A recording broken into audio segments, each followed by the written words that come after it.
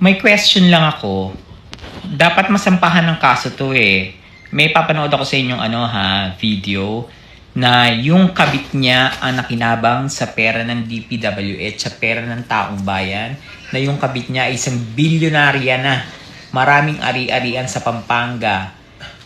Sex, sagutin mo to. Hindi pwedeng hindi mo to sasagutin.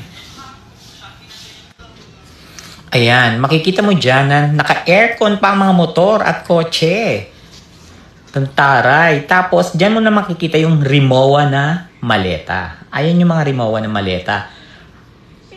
Pakialam ko dyan kung may pera ba yan o wala. Pero bakit naka-aircon ang parking? Ayan yung pinost ko na picture lang. Ngayon, buong video na. Secretary Bonoan, baka naman. Kumusta naman ang yung escabeche sa Pampanga? Ayan o, naka-aircon ng parking ha. Ganda ng mga motor. Escabeche lang yan, hindi yan yung totoong jowa mo. At balita ko, buong barangay, pinasimentohan mo ang kalsada ng escabeche mo. Pakita natin kung sino yung escabeche mo. Gusto mo? Eto. Ni-report ko to, alam ko.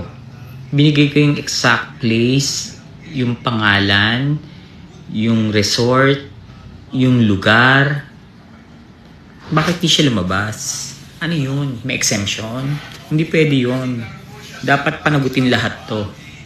Panagutin lahat. Lahat kayo managot sa kasalanan ginawa niyo sa pagnanakaw. Diba? Diyan sa DPWH. Ayan, panoorin natin. Naka-aircon ang garahe, ang ganda ng mga motor, ang ganda ng kotse, tapos maraming rimowang maleta sa gilid ng kotse. Hindi mo to bahay. Secretary, this is the bahay of your escabeche in Pampanga. At eto ang pag-aaring resort ng escabeche. Ang Natures by the Mountain Resort Incorporation sa Dampe, Florida Blanca. Ayan na yung lugar Florida Blanca. Ayan na yung lugar.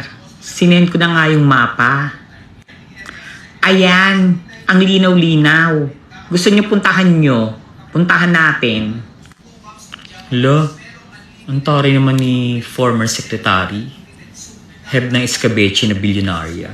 Tapos hindi man lang nalabas sa Blue Ribbon ha. Teka muna. Churut. Tusok, hindi liligtas sa akin yan. Promise. Lalabas lahat. Kala nyo naman tayo. Nakaw kayo ng nakaw. Hindi na naman pala sa ano. Pati pala sa kabit, binigay. Pinasimentohan pa yung buong kalye. Para ni former secretary. Kabog! Churut, tusok, baby.